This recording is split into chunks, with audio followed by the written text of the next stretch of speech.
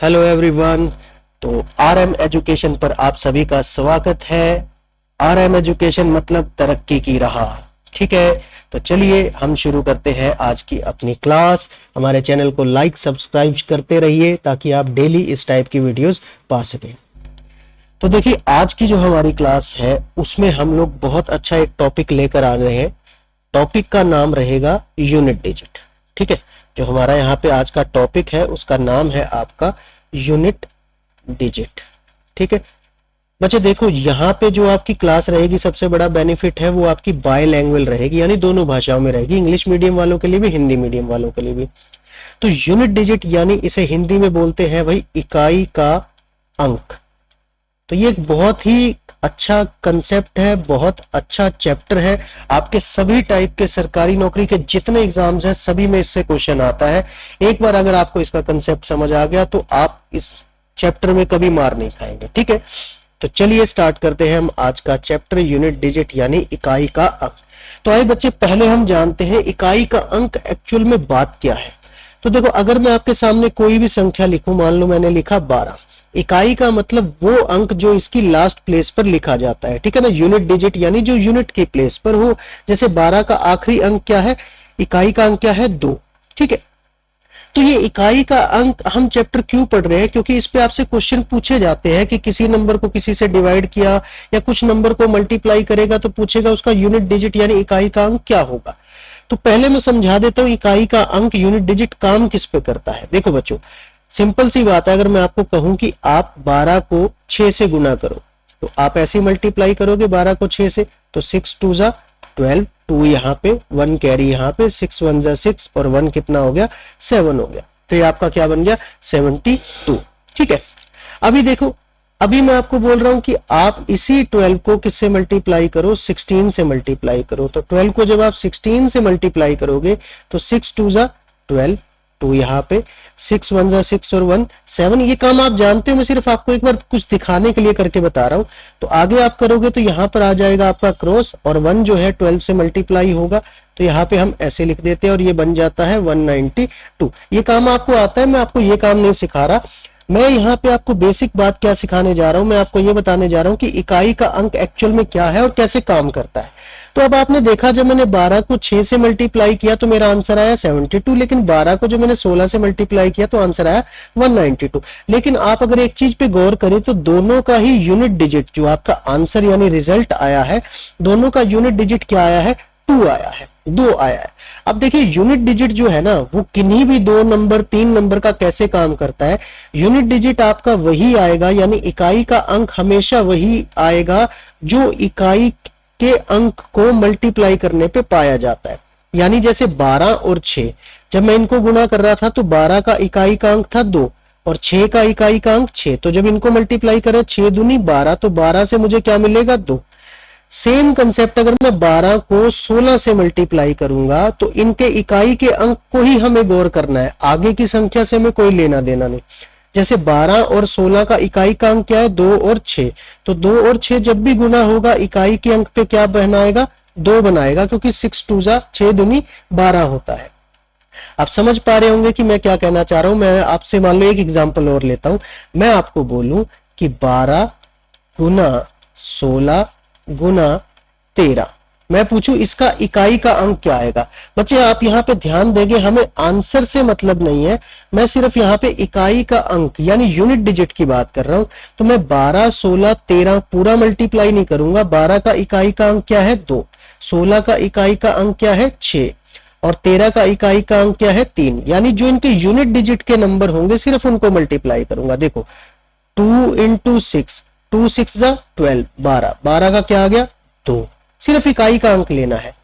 2 into 3, 2 3 जा क्या आ गया, 6, इकाई का अंक लेना है, तो इसका इकाई का अंक कितना आएगा, 6।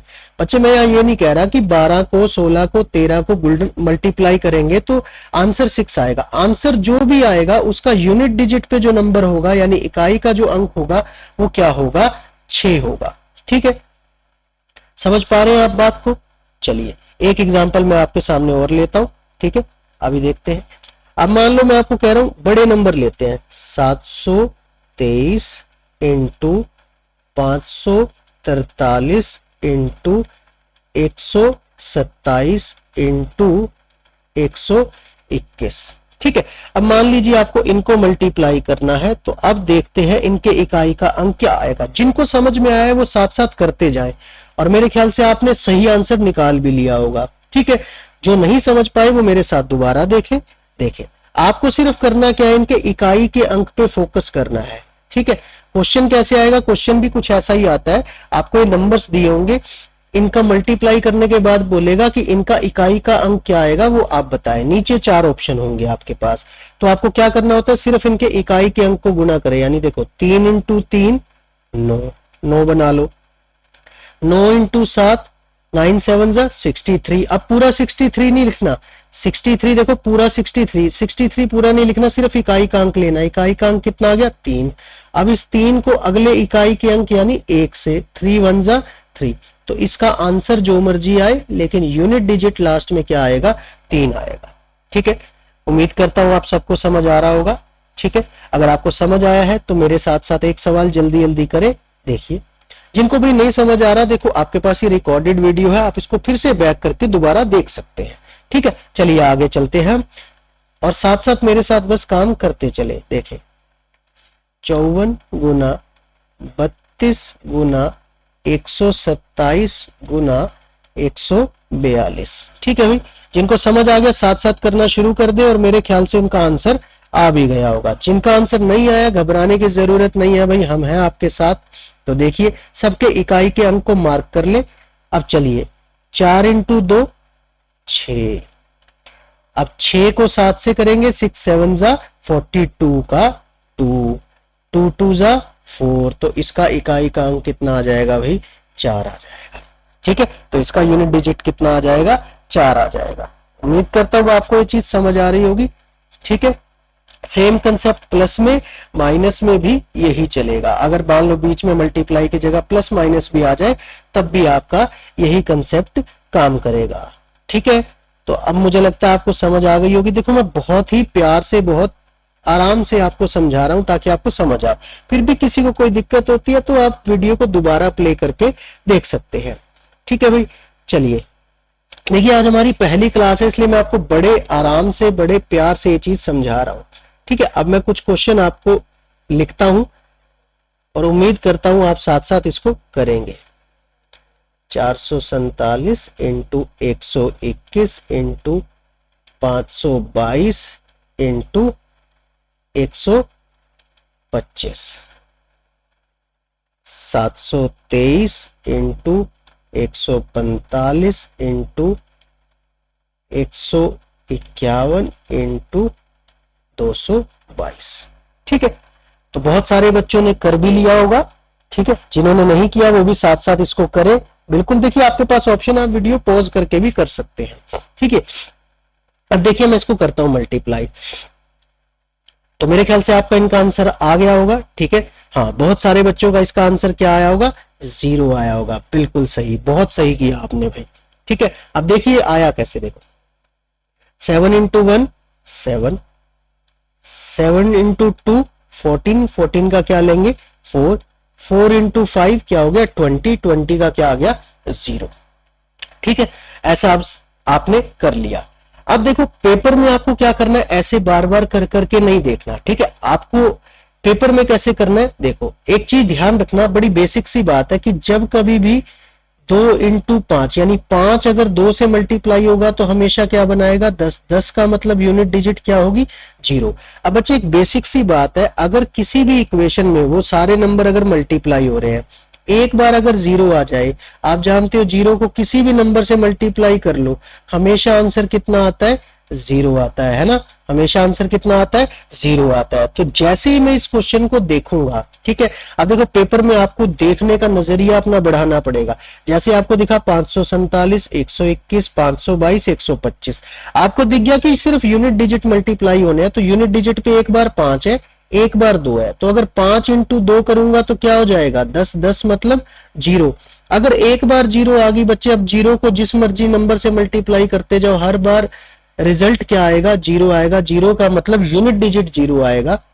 मैं एक बार फिर दोहरा रहा हूं बच्चे, इसका आंसर 0 नहीं आएगा, इसका सिर्फ क्या आएगा, यूनिट डिजिट यानी इकाई का अंक 0 आएगा। ठीक है ना, तो आपको ये चीज समझ आ गई होगी। अब देखिए अगले सवाल पर। अब अगले सवाल को आपको पूरा सॉल्व नहीं करना, थोड़ा सा दिमाग लगाना। देखो जैसे ही आप दिमाग लगाओगे तो आपको दिखेगा यहाँ पे 5 और यहाँ पे 2, तो 5 इंटू 2 क्या बना देगा, 10, 10 का मतलब 0। अगर एक बार 0 बन गई तो हमेशा यूनिट डिजिट क्या आएगा, 0 आएगा, जब भी आपके सारे नंबर मल्टीप्लाई हो रहे हो तभी। ठीक है, तो एक बार अब झट से एक सवाल और करके दिखाएंगे।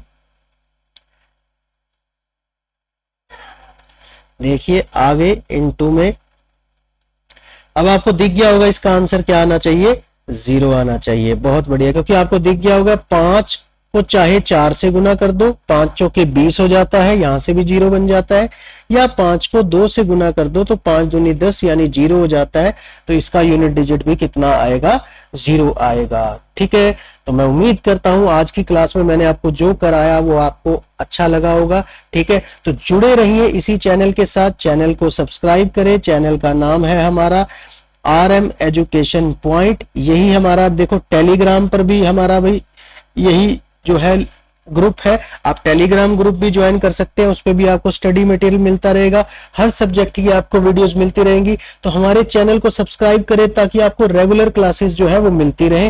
देखो अभी ये पूरा नहीं हुआ है भाई, मैंने छोटी सी वीडियो इसीलिए जान के बनाई है ताकि आप पहले धीरे धीरे अपनी सेटिंग बनाए। पहले आप थोड़ी थोड़ी वीडियो देखना शुरू करो, फिर हम पूरी पूरी लेंथ की वीडियो भी डालना शुरू कर देंगे। ठीक है, okay, thank you, bye bye, तब अगली क्लास में मिलते हैं भाई।